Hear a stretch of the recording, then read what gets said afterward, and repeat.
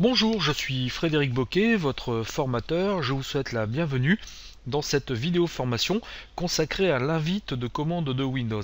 Alors, qu'est-ce que l'invite de commande de Windows? Eh bien, lorsque vous utilisez Windows, vous avez l'habitude de l'utiliser en mode graphique, c'est-à-dire que pour lancer par exemple votre navigateur Google Chrome, eh bien, vous double-cliquez sur une icône et donc vous allez utiliser une interface graphique. Par exemple, si vous souhaitez paramétrer votre ordinateur et que vous rendez dans le panneau de configuration, eh bien, le paramétrage va se faire de manière graphique. Eh bien, sachez qu'il est tout à fait possible de paramétrer votre OS, votre Windows en ligne de commande grâce à l'invite de commande. Alors, pour utiliser cette invite de commande, plusieurs méthodes s'offrent à vous. Nous allons commencer par démarrer cette invite de commande. Je vais cliquer sur le bouton démarrer de Windows et dans la zone de recherche, je peux très bien taper la commande CMD comme ceci et vous voyez donc tout là-haut dans le programme, j'ai CMD qui apparaît. Je n'aurai plus qu'à cliquer ici sur ce CMD et mon invite de commande va être lancé. Une autre manière consiste toujours à cliquer sur le bouton démarrer de Windows et dans la zone de recherche, je vais tout simplement taper invite de commande. Alors vous voyez avec invite simplement donc Windows, vous trouvez la commande et vous n'avez plus qu'à cliquer ici sur invite de commande et donc cette invite de commande sera lancée aussi automatiquement. Et une dernière manière s'offre à vous, vous cliquez toujours sur le bouton démarrer de Windows, vous cliquez ensuite sur le menu tous les programmes, et une fois que vous avez cliqué donc sur tous les programmes, vous allez vous rendre dans la rubrique accessoires, et dans accessoires, vous avez ici invite de commande, et l'invite de commande va se lancer. Donc cette fenêtre va vous permettre de taper du code, va vous permettre de passer des paramètres à Windows afin qu'il exécute certaines actions. Alors, je vais en profiter pour agrandir la fenêtre. Vous voyez que par défaut, lorsque vous lancez l'invite de commande, vous êtes dans le dossier C, user, donc utilisateur, et le nom de votre session. Vous voyez, moi, la session sur laquelle je travaille actuellement s'appelle formation. Eh bien, je suis donc dans C2. User formation. Si votre formation, si votre session, pardon, s'appelait Léon, eh bien, vous seriez dans la session C2./user/Léon. Et bien, vous allez voir que donc grâce à cette invite de commande, il est possible de faire pas mal de choses et cette invite de commande possède pas mal de commandes justement. Alors pour avoir la liste de toutes les commandes, il suffit tout simplement de taper help, donc help aide en anglais. Une fois que vous avez tapé help, vous validez avec la touche entrée de votre clavier et là vous allez avoir un aperçu donc de toutes les commandes qui sont disponibles, donc utilisables avec cet interpréteur de commande, avec cette invite de commande. Vous voyez qu'il y en a quand même pas mal, donc j'en profite pour effacer tout ça. Alors pour effacer l'écran, c'est très simple, vous tapez la commande CLS, Charles Louis Simon, vous validez avec la touche entrée de votre clavier et donc comme ceci votre écran donc est complètement nettoyé. Alors l'avantage de cette invite de commande, c'est que ça va vous permettre de lister le contenu de votre ordinateur assez facilement. Vous voyez, là, je suis dans le répertoire formation. J'aimerais bien savoir quels sont les fichiers qui sont présents et les dossiers présents dans ce répertoire formation. Eh bien, je vais tout simplement taper la commande dir, D-I-R, alors directory en anglais comme catalogue. Une fois que j'ai tapé cette commande dir, je valide avec la touche entrée et vous voyez, donc ça me fait un listing complet de tous les dossiers qui sont présents donc dans mon répertoire utilisateur. Et si je clique ici sur démarrer et que je me rends dans mon dossier formation, eh bien vous voyez qu'effectivement j'ai bien tous ces dossiers qui sont présents. Alors vous allez me dire, bah oui, mais quel est l'intérêt d'utiliser cet interpréteur de commande, cette invite de commande, alors que j'irai aussi vite en utilisant l'interface graphique? Eh bien, sachez que parfois votre Windows peut être défaillant. L'interface graphique peut être légèrement dysfonctionnante, elle peut ne pas fonctionner du tout, ou certaines commandes de Windows peuvent ne pas fonctionner, et donc cette invite de commande va vous permettre d'accéder à vos fichiers, à vos dossiers, ou va vous permettre de réparer Windows. Alors, je vais en profiter donc pour fermer cette fenêtre formation. Une fois que donc j'ai listé le contenu de mon répertoire, je peux me déplacer dans les sous-répertoires. Vous voyez, dans mon répertoire formation, eh bien, j'ai un répertoire qui s'appelle musique, par exemple. Eh bien, je peux très bien me déplacer dans ce répertoire musique. Il me suffit de taper la commande CD comme Change Directory, changement de répertoire en anglais. J'appuie sur la barre d'espace de mon clavier et je vais taper le nom du répertoire comme musique par exemple tout simplement. Je valide avec la touche entrée de mon clavier. Ah, j'ai fait une petite erreur de frappe, vous voyez, j'ai mis un S à musique alors qu'il n'y en avait pas. Je vais retaper la commande. Alors si vous souhaitez retaper dans cette invite de commande facilement une commande que vous aviez tapée précédemment, il suffit tout simplement d'appuyer sur les flèches haut et bas de votre clavier. Vous voyez, je vais appuyer sur la touche haut et ça va me permettre comme ça de retaper la dernière commande que j'ai saisie. Donc ça me retape CD musique. Je vais en profiter pour effacer le S. Je vais de nouveau avec la touche entrée dans mon clavier. Là, je suis dans mon répertoire musique. Et si je retape la commande dire, eh bien vous voyez, je vais avec la touche entrée, je vais pouvoir voir donc que j'ai 0 fichier de présent actuellement donc dans ce répertoire musique. Alors, si je souhaite remonter donc à l'étage supérieur, vous voyez tout à l'heure j'étais donc dans le dossier formation, et bien si je souhaite donc remonter dans formation, il me suffit tout simplement de taper la commande CD et je vais appuyer 2 fois sur la touche point, donc ça va me faire CD point point. Vous voyez, je vais avec la touche entrée et automatiquement je vais remonter donc dans le dossier supérieur et vous reconnaîtrez que c'est quand même très pratique. Alors, une fois que je suis donc revenu dans mon dossier formation, si je reclique, donc si je retape dire, donc directory, et que j'appuie de nouveau sur la touche entrée, eh bien vous voyez que je vais de nouveau lister le contenu donc présent sur mon disque dur, enfin tout au moins présent dans le dossier formation. Alors, je peux très bien, grâce à cette invite de commande, créer des nouveaux répertoires. Vous voyez, j'ai un répertoire Titi présent donc dans mon répertoire formation. Eh bien, je voudrais par exemple créer un répertoire Toto. Je vais taper la commande MK dire comme make directory, créer un répertoire, et donc je vais taper tout simplement Toto comme ceci, je valide avec la touche entrée, et effectivement j'ai bien un dossier Toto qui a été créé, et si je redemande donc le contenu de ce répertoire en tapant la commande dire, je valide avec entrée, vous voyez, je vois que j'ai bien un dossier Toto qui est apparu, et donc si je me rends de nouveau donc dans formation, et bien je vois bien que mon dossier Toto a été créé. Donc vous voyez que c'est quand même très pratique. Alors je peux agir sur les dossiers, je peux agir aussi sur les fichiers. Par exemple, je vais me rendre donc dans le dossier Titi. Alors je vais taper la commande CD comme change directory Titi, comme ceci. Je valide avec la touche entrée. Je retape la commande dire pour lister tout ce qui est présent donc dans ce dossier Titi. Et donc vous voyez qu'effectivement dans ce dossier Titi, eh bien j'ai 3 fichiers images, un fichier Koala copy, un fichier Koala, un fichier Koala 3, j'ai un fichier MonDocWord, donc on voit que c'est un fichier Word tout simplement parce que c'est une extension docx.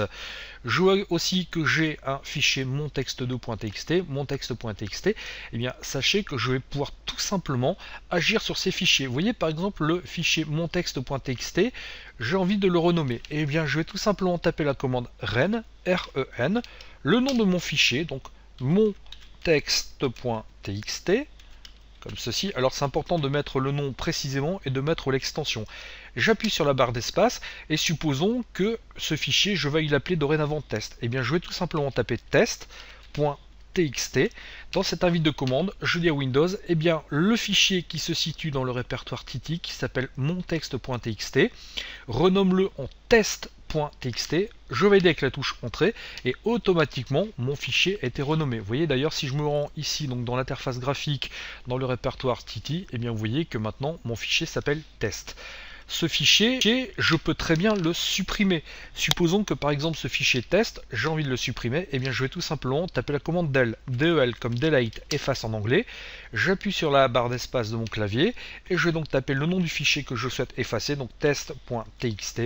Je valide avec la touche entrée de mon clavier et donc vous voyez que automatiquement le fichier a été supprimé. D'ailleurs si je redemande donc le listing contenu dans ce répertoire Titi, eh bien j'appuie donc ici sur dire et sur entrée, je me rends compte que donc ce fichier test a disparu.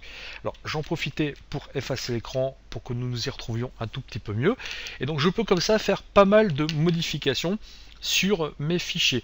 Par exemple, vous voyez, mon doc Word, c'est un fichier de type Word. J'aurais envie, par exemple, de le convertir en fichier .txt. Eh bien, je peux tout simplement, et très simplement, convertir ce fichier. Je vais taper la commande ren, donc mon doc, comme ceci, word.docx,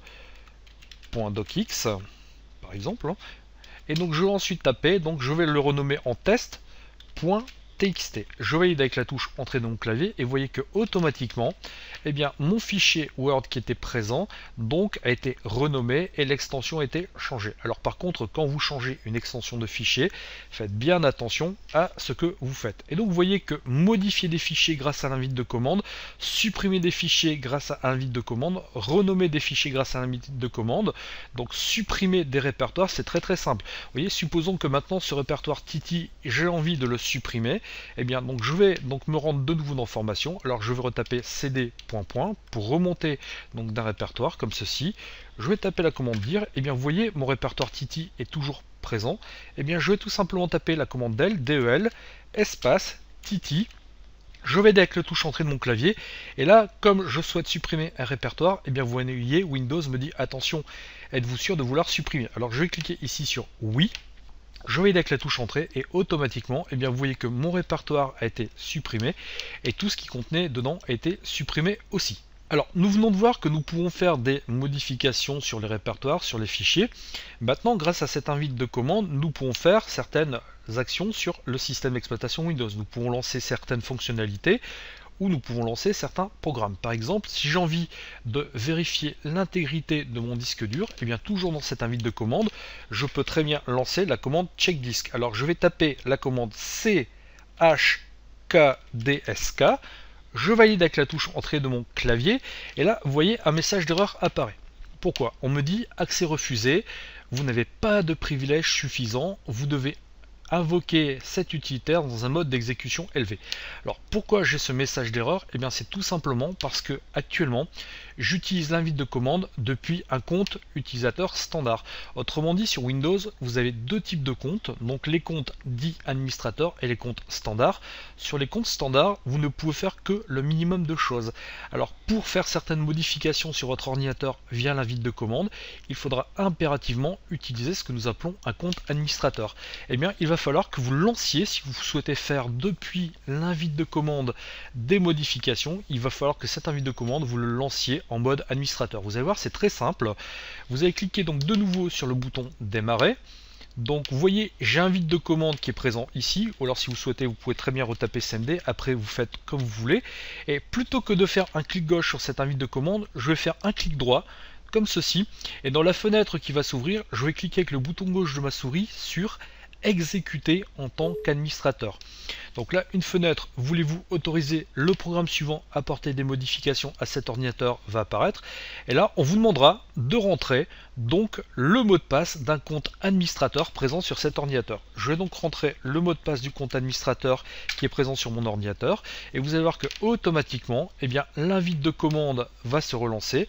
Et là, si je tape ma commande chkdsk et que je valide avec la touche entrée de mon clavier, eh bien, automatiquement, vous voyez, donc j'en profitais pour agrandir la fenêtre, mon vérificateur de disque va se lancer. On m'indique d'ailleurs que le type du système de fichier est NTFS, et comme ceci, donc, eh bien, la modification, les vérifications vont s'effectuer sur le disque dur de mon ordinateur. Alors, je ne vais pas aller jusqu'au bout, je vais arrêter ce vérificateur de disque en appuyant sur la touche CTRL et C en simultané de mon clavier, et vous allez voir que toujours grâce à cet interpréteur de commande, à cette invite de commande, je vais pouvoir lancer par exemple d'autres choses. Si je tape défrag ces deux points et que je valide avec la touche entrée de mon clavier, eh bien je vais pouvoir lancer la défragmentation sur mon disque dur. Alors même chose, je vais appuyer sur CTRL C, je ne vais pas aller jusqu'au bout, et vous voyez que vous avez la possibilité de lancer comme cela en mode texte des opérations que vous pouviez faire aussi sur votre ordinateur en mode graphique. Le gros avantage, c'est que c'est beaucoup plus rapide et ça consomme bien moins de ressources sur votre ordinateur. Vous voyez, si je tape par exemple la commande devmgmt.msc et que je valide avec la touche entrée, et bien ça va lancer tout simplement le gestionnaire de périphériques très simplement. Alors la grande majorité de ces commandes fonctionnent très bien sur Windows XP, sur Windows Vista, sur Windows 7 et sur Windows 8. Alors par contre, sur certaines commandes spécifiques, vous pouvez avoir quelques petites variantes. Certaines commandes peuvent très bien passer sur Windows 8, Windows 7 et pas forcément sur Windows XP. Sachez que sur Internet, il existe des sites donc vous indiquant une liste non exhaustive de toutes les commandes présentes dans cette invite de commande, et sachez qu'il en existe tellement qu'il faudrait des heures et des heures afin d'en faire le tour. Donc je vous laisserai découvrir l'invite de commande et je vous laisserai donc rechercher les commandes qui pourraient vous intéresser. Grâce à cette invite de commande, vous pouvez aussi donc par exemple vérifier si votre ordinateur est bien connecté à Internet. Si je tape la commande ipconfig par exemple et que je valide avec la touche entrée de mon clavier, eh bien ça va me permettre de lister toutes les interfaces réseau, toutes les cartes réseau présentes sur ma machine et d'obtenir leur adresse IP.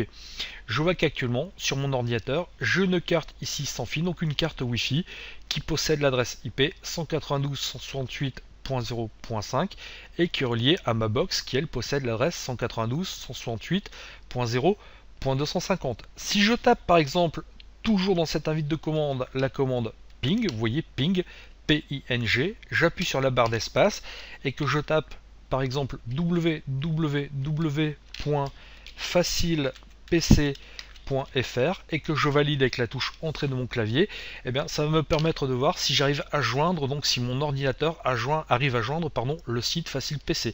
Donc la commande ping espace le nom du site internet que vous souhaitez joindre va vous permettre de voir si le site répond correctement. Je vois que là effectivement j'ai 4 réponses, le site Facile PC répond correctement, cela signifie que mon ordinateur effectivement est bien connecté à internet. Et je peux comme cela faire tout un tas de choses, je peux faire tout un tas de modifications grâce à cette invite de commande. Ces possibilités sont nombreuses, c'est une interface qui est très riche. Alors par contre certaines commandes peuvent être dangereuses pour le système, donc je vous invite à utiliser cette invite de commande que si vous savez précisément ce que vous faites, mais lorsque vous utilisez cette invite de commande, je peux vous assurer que vous pouvez gagner un temps précieux et parfois donc vous pouvez réussir à faire fonctionner des fonctionnalités de Windows qui ne fonctionnent pas avec l'interface graphique. Vous voyez que utiliser l'invite de commande de Microsoft Windows, c'est très simple. Donc alors il faut au début un tout petit peu de temps d'adaptation, mais quand on a pris l'habitude d'utiliser cette commande, on ne peut plus s'en passer et ça peut vous permettre parfois donc de débloquer votre ordinateur ou de le paramétrer beaucoup plus rapidement. Je vous remercie de votre attention et je vous dis à bientôt sur une prochaine vidéo formation. Au revoir.